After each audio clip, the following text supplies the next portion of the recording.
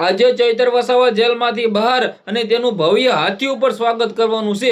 હું આવું શા માટે કર્યો છું? કારણ કે આપણા આદિવાસી સમાજના ટાઈગર નેતા, ધુરંધર નેતા ચૈતર વસાવા આજે જેલમાંથી બહાર આવશે। આજે ચૈતર વસાવાના જામીન અરજીની સુનાવણી ગુજરાત હાઈકોર્ટની અંદર છે અને આજે તમારો ભાઈ તમારા માટે લાઈવ વિડીયો લાવવાનો છું। તો અત્યારે જ સબસ્ક્રાઇબ કરી નાખજો। તમે બધા લોકો રેગ્યુલર વિડીયો જોશો પરંતુ સબસ્ક્રાઇબ નથી કરતા। આ વખતે હું આશા રાખીશ કે તમે જલ્દીથી જલ્દી સબસ્ક્રાઇબ કરી નાખો। ચૈતર વસાવાના ફેન જલ્દીથી સબસ્ક્રાઇબ કરો, કારણ કે ચૈતર વસાવા જેલમાંથી બહાર આવી રહ્યા છે। નમસ્કાર મિત્રો, એક નવા વિડીયોમાં તમારું સ્વાગત છે। સૌપ્રથમ સબસ્ક્રાઇબ કરી નાખજો, વિડીયો શેર કરી દેજો, ફોલો અવશ્ય કરી દેજો, જેથી તમારા સમક્ષ આવા નવા ચૈતર વસાવાના તમામ અપડેટો લાવતો રહું। હાલ આજે મિત્રો 5 તારીખ 5 ઓગસ્ટના દિવસે ચૈતર વસાવાના જામીન અરજીની સુનાવણી ગુજરાત હાઈકોર્ટની અંદર છે અને આજનો દિવસ મને લાગે છે કે ભવ્ય દિવસ રહેવાનો છે। આજે ચૈતર વસાવા જેલમાંથી બહાર આવશે। આજના દાડા એવો દીડો ઇતિહાસ લખાશે કે ચૈતર વસાવા 5 તારીખે જેલમાંથી બહાર આવ્યા હતા, પરંતુ જો જેલમાંથી બહાર આવે તોની વાત છે ભાઈ। ચૈતર વસાવાને જામીન મળે તોની વાત છે, નહીતર એવું ન થઈ જાય તારીખ ઉપર તારીખ મળે ચૈતર વસાવાને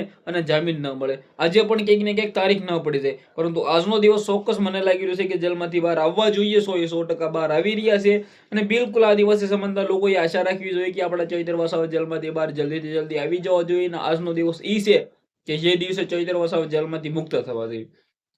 તમારું શું માનવું છે, તમારી શું રાય છે, જે પણ હોય કમેન્ટ કરી દેજો, શેર અવશ્ય કરી દેજો, ફોલો અવશ્ય કરી દેજો, કારણ કે ચૈતર વસાવાના ફેન ફોલોઈંગ ઘણા બધા લોકો છે જે ફોલો નથી કરતા, સબસ્ક્રાઇબ નથી કરતા।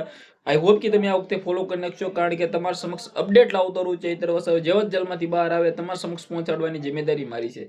તો શું આજે ચૈતર વસાવા જેલમાંથી બહાર આવશે ખરા? અને જેલમાંથી બહાર આવશે તો મને લાગે છે કે ચૈતર વસાવાનું તો હાથી ઉપર સ્વાગત થવું જોઈએ। મારી માન્યતા પ્રમાણે કેટલા લોકો સહમતિ રાખે છે મારી વાતથી કમેન્ટ કરો। ચૈતર વસાવા આપણા આદિવાસી સમાજના ટાઈગર નેતા છે, ધુરંધર નેતા છે અને હંમેશા લોકો માટે લડતા આવ્યા છે। શેર કરો, ફોલો કરો। આજના વિડીયોમાં એટલે જ માહિતી, આપણે એક નવો વિડીયો મળે ત્યારે બધા લોકોને દિલથી ધન્યવાદ। જય હિન્દ, જય ભારત।